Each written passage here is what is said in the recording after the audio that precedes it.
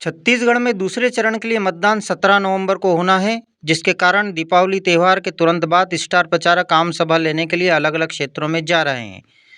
जब आम सभा हो ही रही है, तब आम सभा लेने आए स्टार प्रचारकों के सामने भीड़ इकट्ठा करना भी जरूरी है, परंतु भीड़ आए कहाँ से? एक और धान कटाई जोरों पर है और किसान और कृषि मजदूर खेतों में हैं। फिर उस पर दीपावली जैसा त्यौहार, आखिर भीड़ कैसे आए? इसका अच्छा विकल्प मरवाही विधानसभा क्षेत्र के कांग्रेस नेताओं एवं कार्यकर्ताओं ने कुछ इस तरह से निकाला कि चुनावी सभा को सफल बनाने के लिए छोटे-छोटे बच्चों को आम सभा में बैठा दिया। अब देखना ये होगा कि क्या यह प्रयोग सफल होता है, क्योंकि छोटे-छोटे बच्चे वोट देने तो जा नहीं सकते। देने का लक्ष्य हमारी सरकार ने रखा है। गैस 200, बिजली बिल 200 यूनिट तक फ्री, हर घर में 200 यूनिट तक बिजली बिल फ्री है। माता बहने बिल्कुल चिंता करने की जरूरत नहीं है। हर आदमी वहां राशन देने का काम हमारी सरकार कर रही है। इस तरह से आदरणीय माता बहनों, हमारी बस्तर सुधर रहा है, हमारी बस्तर बदल रहा है। आदरणीय माता बहनों, जनता के लिए की है, उनको सबको विस्तार से यहाँ बताया गया था। आज पुणे सबको बताया गया, पर आज एक नई योजना जो कल से लागू हुई, मैं चाहूंगा कि आप अपने मुखार कांग्रेस का विधायक बनाने का जवाबदारी आपका है, मरवाई का विकास का जवाबदारी सरकार का है। इसलिए जिताए आदरणीय माता बहने। अगर हम हमारा वोट अगर दूसरे पार्टी को हम देते, सरकार नहीं बन रही है, हमारा वोट नुकसान होगा। इसलिए कम से कम अगर अपना वोट उस व्यक्ति को दे, उस पार्टी को दे जो छत्तीसगढ़ में सरकार बना रही है, जो छत्तीसगढ़ में अच्छा काम कर रही है, गांव-गांव में देवगुड़ी बनाने का काम कर रही है। आदिवासी क्षेत्र है, वहां पे नक्सलियों के नाम से भारतीय जनता पार्टी के राज में आदिवासियों को गोली मार दिया जाता था। रात को चलना था दूर, दिन को चलना मुश्किल हो जाता था। फर्जी एनकाउंटर, फर्जी गोली मार दिया जाते थे। फर्जी नक्सली के नाम से हमारे आदिवासियों को जेल भेज देते थे। और तो और आदिवासियों के कई घर भारतीय जनता पार्टी के सरकार में चला दिए गए। आदरणीय माता बहनों, लेकिन हमारी सरकार आने के बाद आज बस्तर शांति की ओर लौट रहा है। आदरणीय माता बहनों, हमारे आदिवासियों को जल जंगल जमीन का अधिकार मिला, हमारे आदिवासियों को शिक्षा का अधिकार मिला, हमारे आदिवासियों को स्वास्थ्य के क्षेत्र में उनको लाभ मिला, हमारे आदिवासियों को सड़क बिजली पानी मिला। जहां राशन तक नहीं पहुंचता था, वहां राशन कार्ड भी बना, वहां राशन देने का काम हमारी सरकार कर रही है। इस तरह से आदरणीय माता बहनों, हमारी बस्तर सुधर रहा है। क्षेत्र भी पूरा आदिवासी बहुल क्षेत्र है, यहाँ पे भी विकास करना है।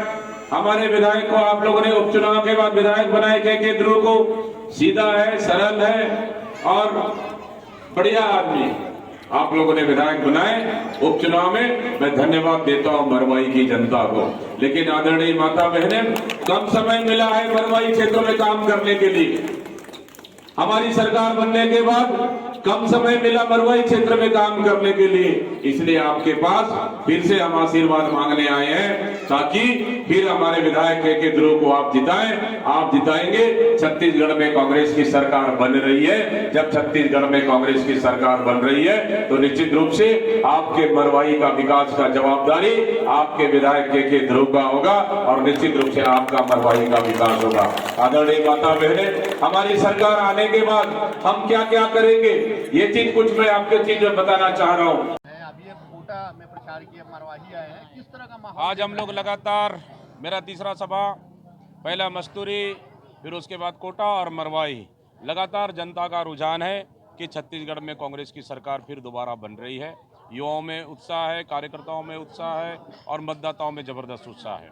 लेकिन 20 सीटों में जो पहले चरण के चुनाव हुए, भाजपा दावा कर रही है कि ज्यादा सीटें उनकी आ रही है। भारतीय जनता पार्टी रीजन में भी उनको बढ़ा। भारतीय जनता पार्टी गलतफहमी में है।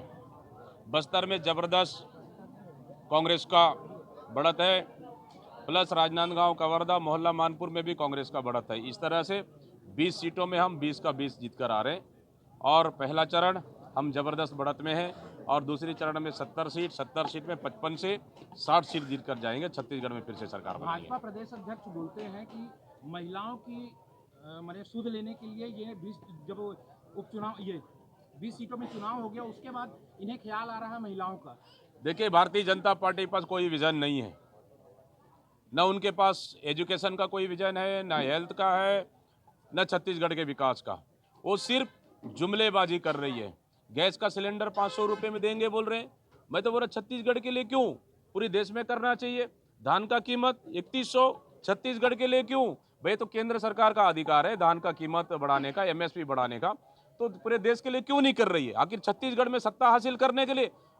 मैं तो कह रहा हूँ छत्तीसगढ़ में हम पिछले समय कर्जा माफी भी किए थे, 2500 रुपये भी थे। इसलिए किसान और यहाँ के मतदाताओं का भरोसा कांग्रेस सरकार के ऊपर है और आने वाला समय में फिर कर्जा माफी कर रहे हैं, फिर हम 3200 रुपये धान का कीमत देंगे, बिजली bill free, education free, health free, और उसके बाद और हम लोग समूह को कर्जा माफी करेंगे और फिर हम प्रत्येक महिलाओं को 15,000 रुपये देंगे। भारतीय जनता पार्टी के पास कोई विजन नहीं है। भारतीय जनता पार्टी पूरी तरह से मुद्दा विहीन हो चुकी है। सिर्फ कांग्रेस को आरोप लगाने के सिवाय उनके पास कुछ भी नहीं बाकी है। लोक लुभावन घोषणा पत्र जारी किया जा रहा है, आप लोक लुभावन घोषणाएं भी कर रहे हैं, लेकिन जो शराब की योजना थी पिछले बार की शराब दुकानें बंद की जाएगी, पूरे घोषणा पत्र से गायब है। बहुत सारे शराब दुकानें बंद हुई है, लगभग 50 से लगभग 100 दुकानें बंद हो चुकी है। लेकिन शराबबंदी, सिर्फ शराबबंदी करने से ही इसका समाधान नहीं है।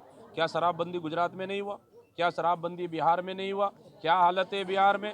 बाकी प्रदेशों से शराब बिक रही है, महंगी शराब बिक रही है, गुजरात में ठेला में शराब बिक रही है। इसलिए हमारा मनसा है, जब निश्चित रूप से जनता कहेगी, समाज कहेगी, पूरा जनता जागरूक होने की आवश्यकता है। जब जागरूक जनता होगी तो निश्चित रूप से शराबबंदी अपने आप शराबबंदी होगी। लेकिन कांग्रेस नहीं कहेगी शराबबंदी के लिए, कांग्रेस शराबबंदी के लिए हम तो नहीं अभी भी कह रहे हैं, जिस दिन से अब जनता जागरूक हो जाए, समाज जागरूक हो जाए, जनता कहेगी, समाज कहेगी। आदिवासी क्षेत्रों में जिस तरह से बस्तर है या सरगुजा क्षेत्रों में, आदिवासी क्षेत्रों में हम तो पेशा नियम लागू कर दिए हैं, बल्कि ग्राम पंचायत को शराबबंदी का अधिकार ग्राम पंचायत को है, वो चाहे तो शराबबंदी कर सकती है।